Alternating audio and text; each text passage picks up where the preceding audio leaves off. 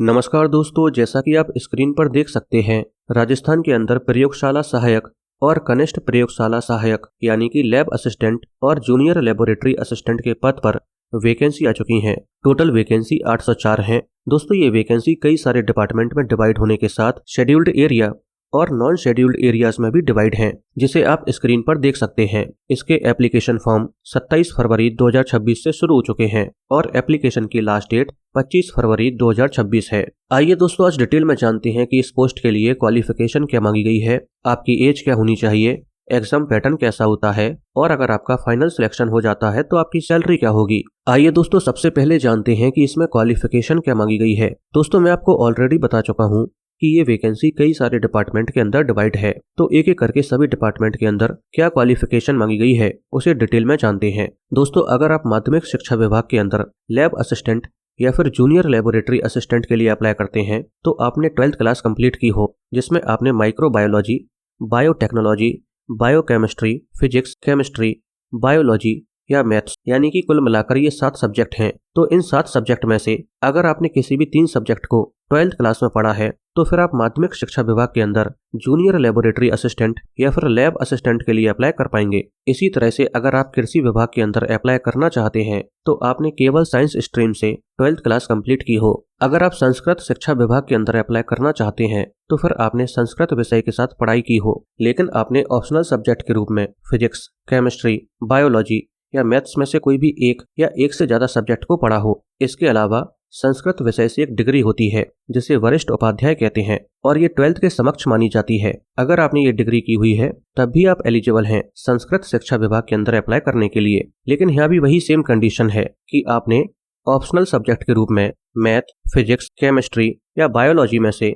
कोई एक या एक से ज्यादा सब्जेक्ट को पढ़ा हो। इसके अलावा अगर आप राज्य विधि विज्ञान प्रयोगशाला डिपार्टमेंट के अंदर अप्लाई करना चाहते हैं, जिसमें प्रयोगशाला सहायक फोटो के अलावा प्रयोगशाला सहायक फोटो और जूनियर लेबोरेटरी असिस्टेंट यानी कि कनिष्ठ सहायक प्रयोगशाला के पद पर वैकेंसी आई है, तो यहाँ पर क्वालिफिकेशन थोड़ी सी अलग है, उसके बारे में भी जानते हैं। दोस्तों, यहाँ पर आपसे 2 चीजें मांगी गई हैं। पहली कि आपने 12th क्लास कंप्लीट की हो और 12th क्लास में आपकी 2nd डिवीजन भी हो, तब भी आप एलिजिबल हैं। और दूसरी कंडीशन है डिप्लोमा, और डिप्लोमा के अंदर आपके पास मल्टीपल ऑप्शंस हैं, उसे डिटेल में जानते हैं। पहला ऑप्शन है कि आपने कंप्यूटर साइंस या कंप्यूटर एप्लीकेशन में डिप्लोमा प्राप्त किया हो या फिर आपने कंप्यूटर साइंस या कंप्यूटर एप्लीकेशन से ग्रेजुएशन कंप्लीट की हो। दूसरा ऑप्शन है कि आपने ओ लेवल सर्टिफिकेट प्राप्त किया हो जो डोएक या नाइलेट द्वारा मान्यता प्राप्त हो। तीसरा ऑप्शन है कि आपके पास RSCIT सर्टिफिकेट होना चाहिए। ये सर्टिफिकेट वर्तमान महावीर ओपन यूनिवर्सिटी कोटा द्वारा दिया जाता है और ये certificate Rajasthan knowledge corporation limited द्वारा मान्यता प्राप्त होता है। अगर आप जल स्वास्थ्य अभियांत्रिकी विभाग के अंदर अप्लाई करना चाहते हैं तो आपने 12th क्लास साइंस स्ट्रीम से कंप्लीट की हो, जिसमें आपने केमिस्ट्री सब्जेक्ट को कंपलसरी तौर पर पढ़ा हो। अगर आप कॉलेज शिक्षा विभाग के अंदर अप्लाई करना चाहते हैं तो आपने 12th क्लास में जियोग्राफी सब्जेक्ट को कंपलसरी तौर पर पढ़ा हो, तो फिर आप कॉलेज शिक्षा विभाग के अंदर अप्लाई कर पाएंगे। दोस्तों, अगर अभी आप 12th क्लास में हैं या फिर अगर आप राज्य विधि विज्ञान प्रयोगशाला डिपार्टमेंट के अंदर अप्लाई करना चाहते हैं और अगर आप अपने डिप्लोमा या ग्रेजुएशन के फाइनल ईयर में हैं, तब भी आप इन सभी पोस्ट के लिए अप्लाई कर पाएंगे। लेकिन कंडीशन ये है कि जब इसका एग्जाम होगा यानी कि 9 और 10 मई 2026, तो 9 और 10 मई 2026 से पहले आपकी 12th क्लास, ग्रेजुएशन या फिर डिप्लोमा कंप्लीट हो जाना चाहिए और आपके पास रिजल्ट होना चाहिए। आइए दोस्तों, अब जानते हैं कि इसमें एज क्या मांगी गई है। दोस्तों, यहाँ पर आपकी एज 1 जनवरी 2027 को 18 से 40 साल के बीच होनी चाहिए। इसके अलावा यहाँ पर आपको एज में रिलैक्सेशन भी दिया जाता है,